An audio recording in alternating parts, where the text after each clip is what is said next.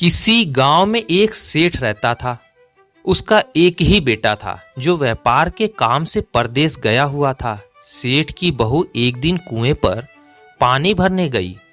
घड़ा जब भर गया तो उसे उठाकर कुएं के मुंडेर पर रख दिया और अपना हाथ मुंह धोने लगी। तभी कहीं से चार राहगीर वहां आ पहुंचे। एक राहगीर बोला, बहन, मैं बहुत प्यासा हूं, क्या मुझे पानी पिला दोगी? सेठ की बहू को पानी पिलाने में थोड़ी झिझक महसूस हुई, क्योंकि वह उस समय कम कपड़े पहने हुई थी। उसके पास लोटा या गिलास भी नहीं था जिससे वह पानी पिला देती। इसी कारण वहां उन राहगीरों को पानी पिलाना उसे ठीक नहीं लगा। बहू ने उनसे पूछा, आप कौन हैं? राहगीर ने कहा, मैं एक यात्री हूं। बहू बोली, यात्री तो संसार में केवल दो ही होते हैं, आप उन दोनों में से कौन हैं?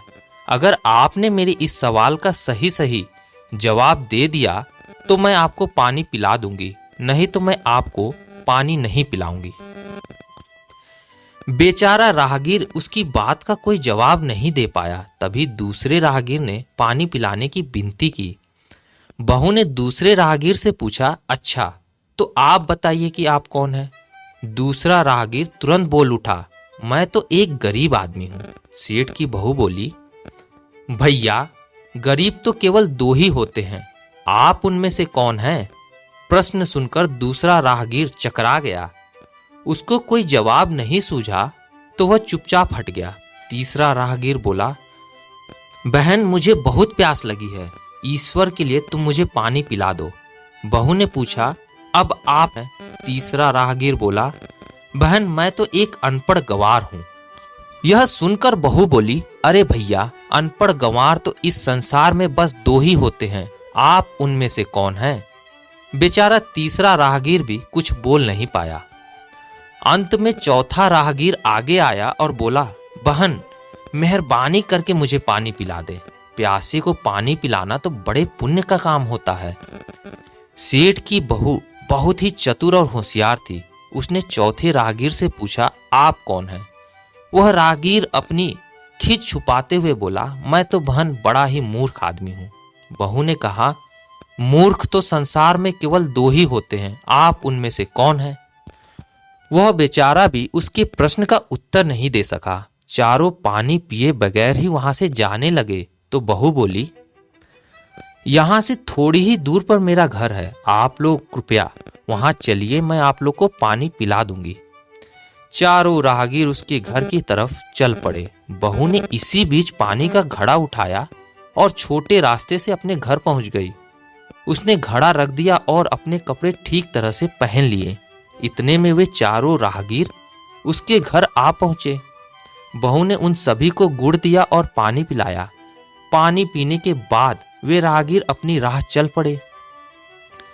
सेठ उस समय घर पे एक तरफ बैठा हुआ यह सब देख रहा था। उसे बड़ा दुख हुआ।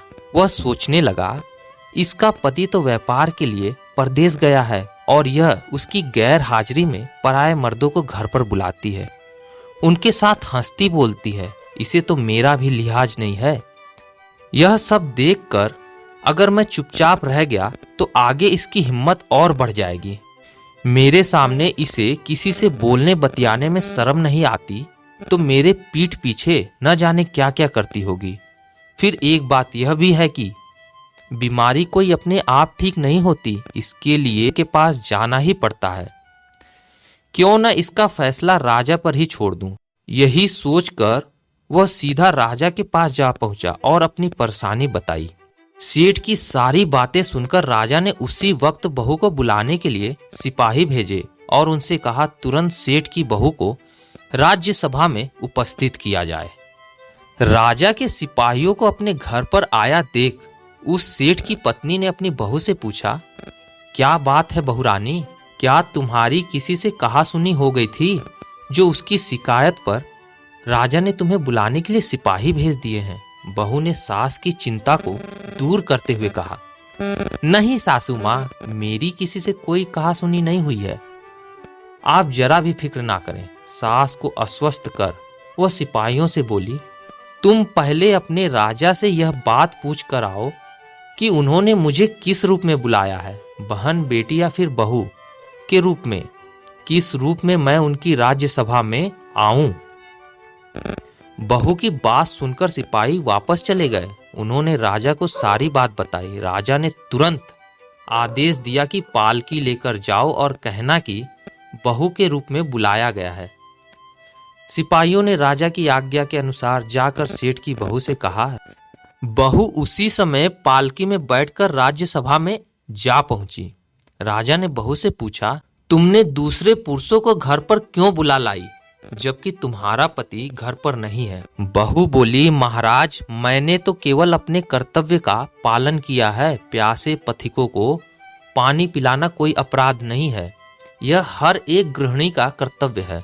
जब मैं कुएं पर पानी भरने गई थी तब मेरे तन पर जो कपड़े थे अजनबियों के सामने आने के लिए अनुकूल नहीं थे।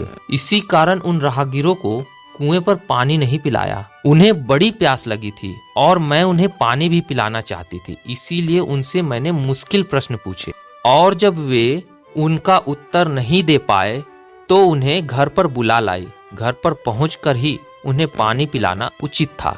राजा को बहू की बात ठीक लगी।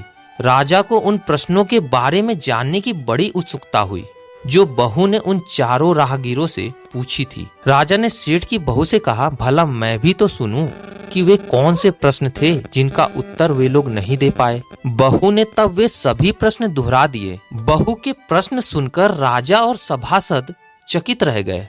फिर राजा ने उनसे कहा, तुम खुद ही प्रश्नों के उत्तर दो, हम अब तुमसे यह जानना चाहते हैं। बहू बोली, महाराज, मेरी दृष्टि में पहले प्रश्न का उत्तर है कि संसार में सिर्फ दो ही यात्री हैं, सूर्य और चंद्रमा। मेरे दूसरे प्रश्न का उत्तर है कि बहू और गाय इस पृथ्वी पर ऐसे दो प्राणी हैं जो गरीब हैं। अब मैं तीसरे प्रश्न का उत्तर सुनाती हूँ। महाराज, इस संसार में हर इंसान के साथ हमेशा अनपढ़ गवारों की तरह जो हमेशा चलते रहते हैं वे हैं भोजन और पानी।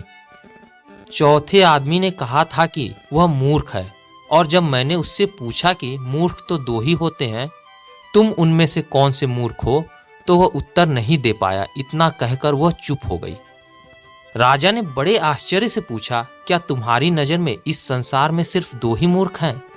हाँ महाराज, इसी घड़ी इसी समय मेरी नजर में सिर्फ दो ही मूर्ख हैं। राजा ने कहा, तुरंत बताओ कि वह दो मूर्ख कौन है। इस पर बहू बोली, महाराज, मेरी जान बख्श दी जाए तो मैं इसका उत्तर दूं। राजा को बड़ी उत्सुकता थी यह जानने की कि वह दो मूर्ख कौन है।